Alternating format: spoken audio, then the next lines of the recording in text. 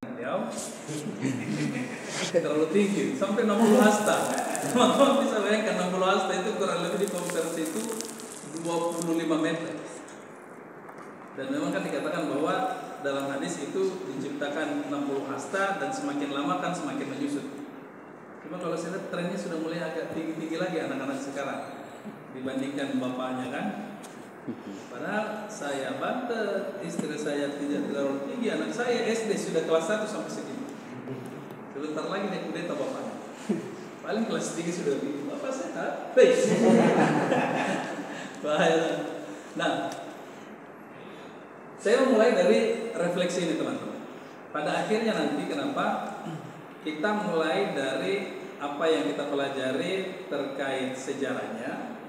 Mudah-mudahan ada agenda saya diskusi dengan Bang Sahal. Bang Sahal juga bilang kalau memang respon teman-teman bagus, saya juga mau dong diskusi untuk filsafat. Jadi beliau fokus ke filsafatnya. Jadi kan sadar ini kan ada yang jurusan Quran, ada yang jurusan filsafat kan. Nah, jadi saya kesempatan saya untuk belajar sama teman-teman Quran. Bukan saya mau mengajar teman-teman, tidak. Karena bisa saja saya lebih pintar daripada teman-teman, tapi kan tidak mustahil teman-teman lebih bodoh daripada saya kan. Jadi sama aja. Maksud saya, teman-teman feedback balik sama saya. Saya siapkan satu telepon untuk saling memberi respon, Saya tidak mengambil pengajian, saya pilih diskusi. Karena HMI itu nyaris tidak ada ulama sebenarnya di HMI itu. Yang ada di HMI itu cendekiawan muslim, intelektual muslim, karena mereka ya formatnya lebih banyak model-model begini daripada ceramah, ngaji kitab dan yang lain-lain. Bodoh teman-teman lebih ahli lah. Nah, yang pertama ingatkan saya paling lama kita sejam aja ya. Jadi kita akan potong juga tidak terlalu panjang, beberapa cerita bisa beberapa pertemuan. Yang pertama kita masuk pada ayat ini. Mungkin ada yang bisa membacakan.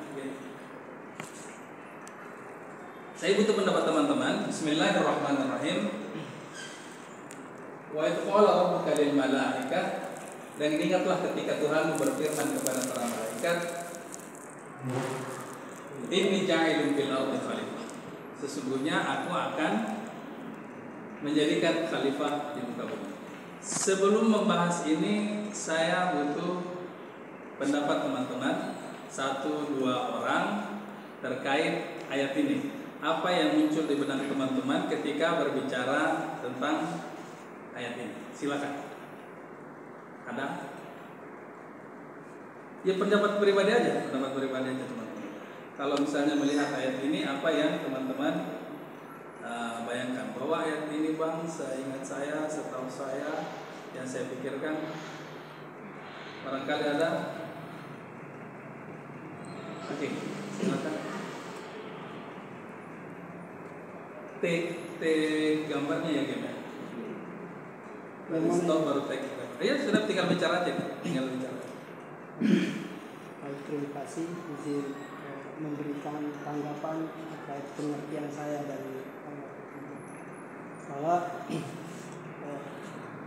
pemahaman saya terkait tentang aku hendak menjadikan khalifah di muka bumi ini, bahwa pada dasarnya manusia itu dia memiliki kelebihan-kelebihan tersendiri yang dimana tidak dimiliki oleh makhluk selain daripada manusia.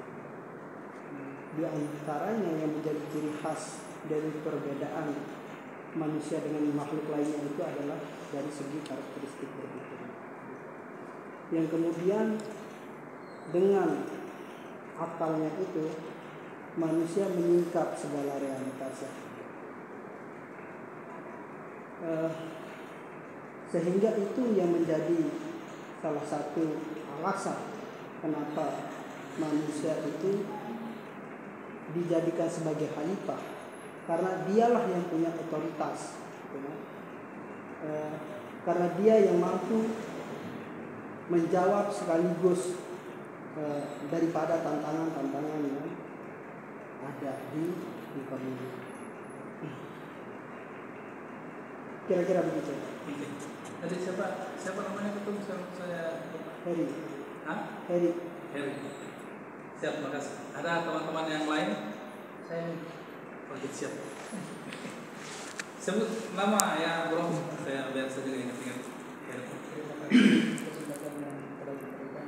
Nama saya Zaid. Zaid. Pakai bin Sabit nggak? Ya? Pakai bin Sabit nggak? Tidak. Itu Zaid. Oh, iya iya. Kemudian pemahaman saya nih. Iya betul. Jadi kalau melihat ayat ini apa yang teman-teman ingat? Tapi sampai di situ aja. Ini jangan bilang ke Khalifah. Kalau usah bahas selanjutnya. Ya. Cuman saya mau sampai tadi. Saya mau masuk keseluruhan, jadi baca dari masuk keseluruhan. Jadi menurut saya itu kan di situ kan dialog Tuhan sama malaikat. Jadi dari dialog itu menurut saya khalifah dan manusia dibedakan. Jadi kan Tuhan bilang, aku hendak menjadikan khalifah di bumi, tapi malaikat bilang, apakah engkau hendak menjadikan orang yang merusak kan? Maksud saya berarti antara manusia dan khalifah itu bukan satu esensi yang sama. Jadi itu dua hal. Bahwa tidak setiap manusia itu adalah khalifah dan tidak setiap khalifah adalah manusia. Karena jika bahwa setiap manusia adalah khalifah, maka malaikat tentu tidak akan merespon pernyataan Tuhan seperti itu. Nah, makanya malaikat, menurut saya, makanya malaikat bilang, apakah engkau hendak menjadikan orang, bukan apakah engkau hendak menjadikan khalifah yang merusak. Jadi itu maksudnya, itu poinnya, itu yang mau saya bilang itu. Jadi khalifah itu dibedakan dengan manusia. Dan tentu misnah dari khalifah adalah manusia pasti. Cuman harus digarisbawahi bahwa tidak setiap manusia atau orang dalam pernyataan malaikat itu bahwa itu adalah khalifah. Itu saja sih kemudian. Kasih Zaid. Oke.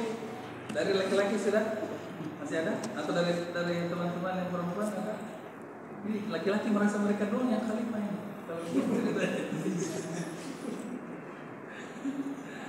Ada teman-teman? Oke, silakan. Boleh kasih satu teman.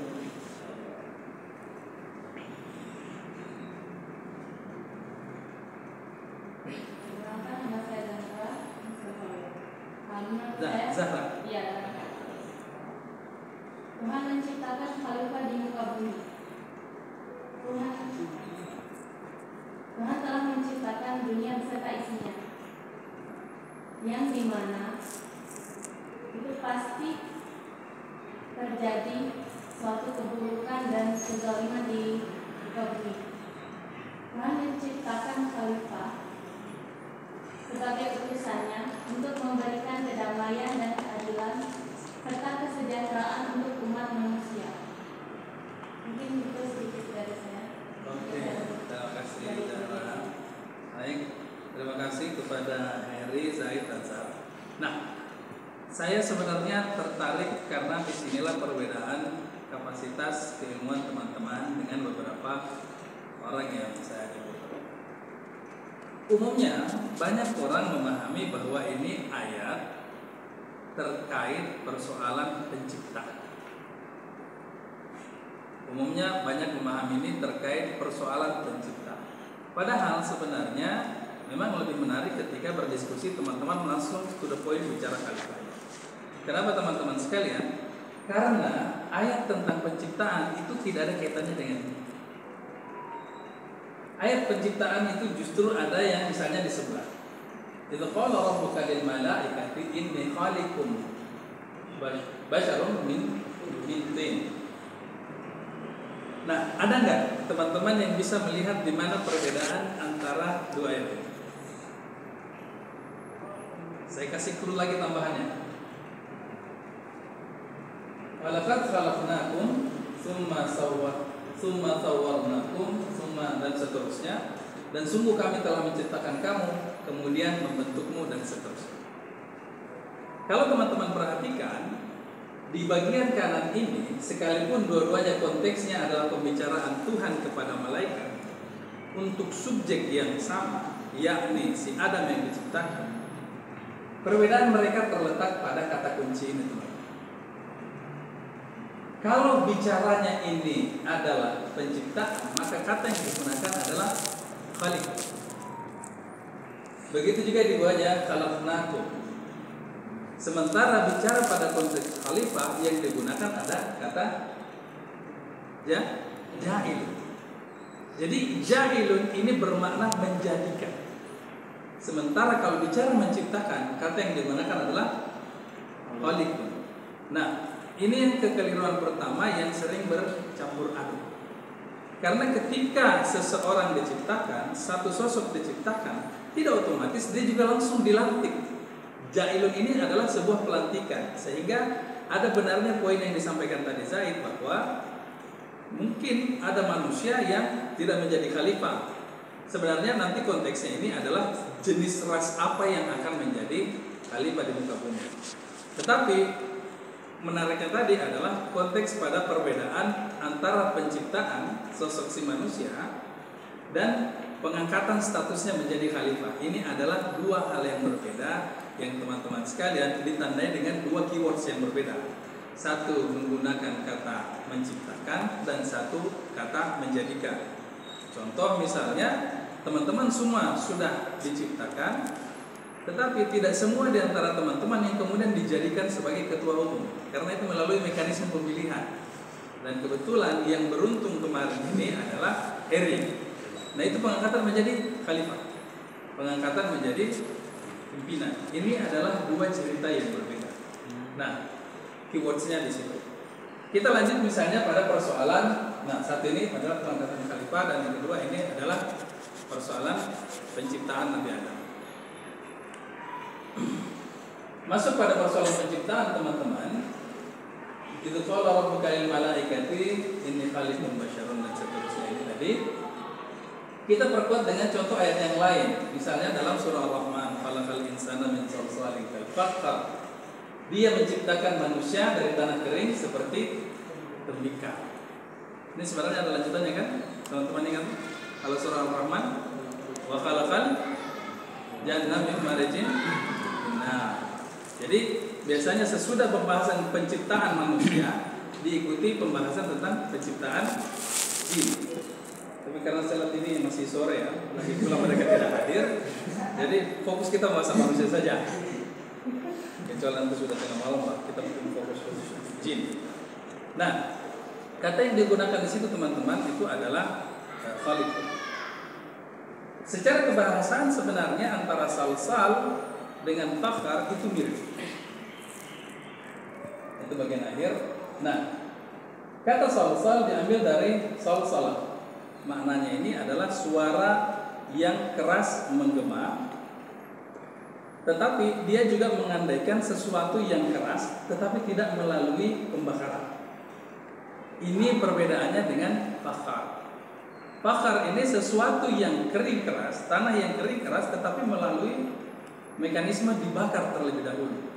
Tetapi pada ayat ini pada umumnya diartikan sebagai tembikar. Sebagai tembikar, dia juga diartikan fakhar ini sebagai sebuah kebanggaan. Kenapa? Karena di masa itu fas-fas itu adalah sebuah kemewahan. Kalau sekarang kan sudah tidak. Kalau sekarang kan flexing kan beda-beda. Mulai dari kendaraannya, mulai dari pada waktu itu yang punya keramik bagus-bagus, nah itu yang disebut mereka memiliki fakhar. Perbedaannya apa? Fakhar itu dia menjadi keras, kering karena melalui proses pembakaran. Kata fakhar itu juga yang menjadi Fakhruddin. Makanya agak gelap karena dibakar, toh. Tahu teman-teman agak bening begini, salsal gitu. Nah, saya sama-sama Nasrul ini agak dibakar. Saya juga terpikir agak matang bakarannya. Nah, itu perbedaan peristilahan yang digunakan dalam Al-Quran. Nah, kata yang di atas juga teman-teman sekalian, di situ ada digunakan kata Bashar dan insan. Kalau yang di atas qala rabbuka lil malaikati ini khaliqun bashar. Sementara yang di bawah dikatakan khalaqal insan. Baik insan maupun bashar teman-teman sekalian ini merujuk pada sosok yang sama, yakni manusia. Tetapi mereka ditinjau dari aspek yang berbeda. Ketika kita bicara bashar, itu yang dilihat adalah aspek fisik lahiriahnya. Mata, telinga, tangan, dan lain-lain. Sehingga sebenarnya kalau dalam terjemahan Quraisyiyah ini lebih pada menunjukkan aspek kesamaannya, aspek keserupaannya, sama-sama punya mata, sama-sama punya telinga dan yang lain-lain. Sementara ketika bicara insan, ini lebih pada aspek rohaniyahnya. Ini lebih pada aspek batiniahnya. Misalnya seperti pada akhlak, pada keimanan, pada karakter dan yang lain-lain. Sehingga di wilayah ini lebih banyak perbedaan yang dikedepankan. Jadi meski sama-sama bermakna manusia, bashar dan insan itu lebih pada perbedaan aspek. Yang kita harapkan ini kan menjadi insan kamil. Yang dikedepankan di situ kan adalah aspek batiniahnya, bukan bashar kamil. Apalagi Saiful Jamil itu sama sekali tidak terlalu jauh. Nah, yang kita harapkan itu adalah menjadi insan. Itu juga yang dikatakan oleh HMP dengan kualitas insan ciptanya, bukan kualitas bashar cipta. Itu terlalu jauh. Kita tidak bicara lahiriah, kawan. Kenapa? Kita tahu kita lemah. Karena memang yang kita kedepankan adalah intelektualitas. Intelektualitas bagian dari insannya itu. Bagian dari insannya itu. Sesuatu yang tidak terlihat pada diri manusia, karakter-karakter kualitasnya yang menjadi pembeda dengan yang lain. Jadi dia justru berusaha mengedepankan bahwa dia itu berbeda karena memiliki aspek-aspek batinnya seperti A, B, C dan seterusnya. Itu yang ada pada bashar dan insan yang membedakan ayat pertama dan kedua. Sekalipun begitu, keduanya tetap disebutkan dalam konteks khaliqun, pencipta. Nah, lalu pertanyaannya bagaimana Bang penciptaannya Adam ketika itu secara jasad? Saya sebenarnya kurang ingat juga karena saya agak telat datang ketika itu, teman-teman sekalian. Jadi di situ hanya digambarkan. Di situ digambarkan misalnya pada ayat lain. Di ayat lain misalnya di situ dikatakan perumpamaan penciptaan Isa bagi Allah seperti penciptaan Adam. Di situ ayat ini justru dia menciptakannya dari tanah, kemudian berkata padanya kun fayakun. Artinya proses yang di situ tidak secara spesifik digambarkan, melainkan dengan kemahakuasaan Allah ketika berbicara tentang kun fayakun. Sehingga tidak semua juga makhluk diciptakan Allah langsung dari tangannya. Yang diciptakan langsung dari tangannya kalangan para nabi ya dua ini saja, Adam dan Isa. Adam dan Isa. Selain itu tidak diciptakan langsung dengan tangan Tuhan. Makanya dikatakan bahwa Nabi Adam itu memiliki beberapa keistimewaan yang diberikan oleh Tuhan. Pertama, dia diciptakan langsung dengan tangan Allah. Yang kedua, dia diberikan ruh langsung dari Allah. Wa nafakhtu fihi. Kemudian yang ketiga, dia diajari nama-nama oleh Allah. Dan yang keempat, malaikat disuruh sujud kepadanya, teman-teman. Nah, ini 4 kelebihan yang Allah berikan kepada Nabi Adam. Aspek penciptaan dari segi jasad dan lahiriahnya kurang lebih ini gambarannya. Nanti kalau teman-teman interested, nanti tertarik saya kasih dalam bentuk PDF. Nah, lalu bagaimana misalnya pada aspek rohaniahnya? Nah, ini yang tadi kita katakan wa nafakhtu fihi min ruhi. Kemudian sama juga dengan ayat ini. Nah, ada ayat yang mengatakan yas'alunaka anir ruh. Terus gimana lanjutannya? Kulir ruh min amri ruh. Nah, bagaimana pendapat? Jadi sebenarnya di sini ada penjelasan di sebelah kanan, teman-teman. Cuma karena tentang ruh jadi tidak kelihatan.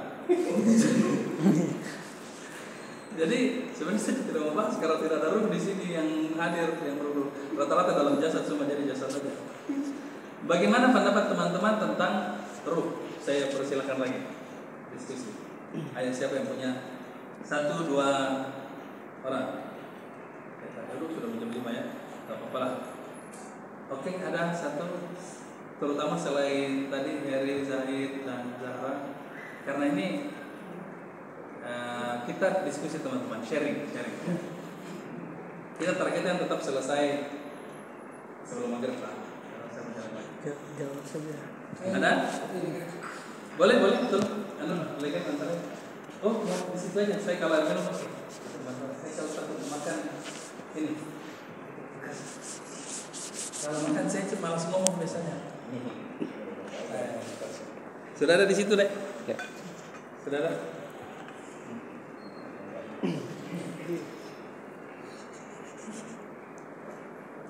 Oke. Kita masuk cerita tentang ruhnya. Silakan. Baik. Ini pendapat saya tentang. Ya, apa nama dan Oke. ya nama. Nomor Baik. punggung. Terima kasih atas kesempatannya. Saya atas nama M. Ahyar ingin Lanjut. mungkin melenceng dari maknanya, tapi menurut saya sependek yang saya tahu adalah ruh itu semacam ilmu Tuhan mungkin. Oke.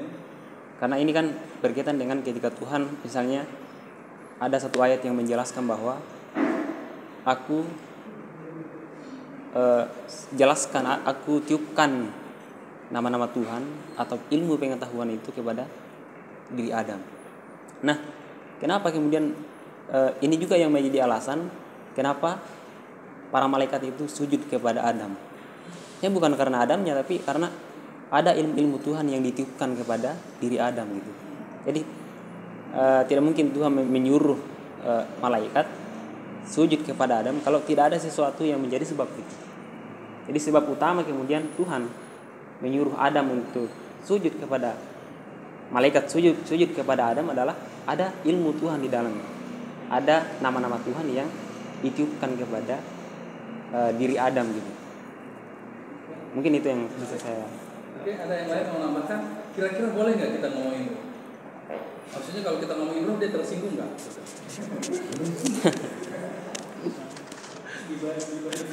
Kalau dia ngambek bahaya nggak?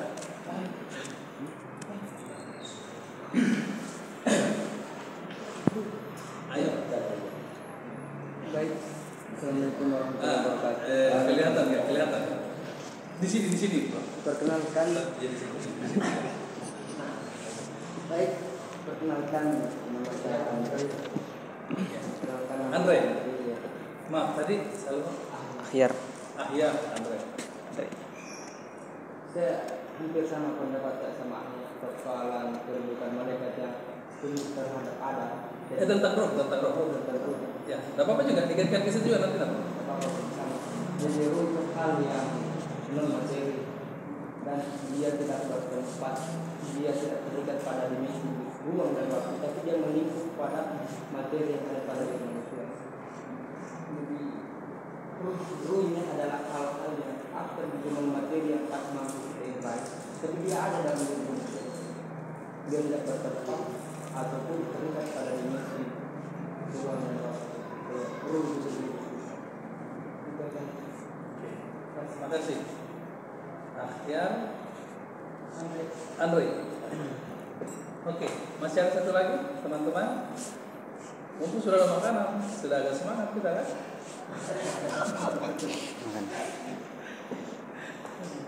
Ahyar Andre. Satu air minum buat Bang Andi. Ayo, kalau nggak ada kita lanjut. Oke, nggak ada ya, untuk sementara nggak ada ya. Oke, sebenarnya saya ada pertanyaan sederhana begini teman-teman. Boleh nggak sih kita mendiskusikan tentang ruh? Karena seolah-olah dalam ayat ini mengatakan apa coba di situ apa yang melarang? Qulir ruh min amri Rabb. Kemudian dikatakan bahwa kamu tidak mengetahui kecuali sedikit. Sebagian orang itu agak saklek menerjemahkan bahwa kita nggak bisa ngomongin tentang ruh, teman-teman. Karena mereka bilang ya ini kan urusan Tuhan. Ngapain kamu ngurus-ngurusin? Ya kan? Lagi pula kamu nggak punya pengetahuan kecuali sedikit. Oke, pertama ada beberapa hal yang dibahas. Ngomongin bukan berarti ngurusin. Saya ngomong tentang pemerintah bukan berarti saya yang memerintah kan? Mengkritik sana, mengkritik sini dan seterusnya kan bukan berarti saya juga yang langsung mengatur.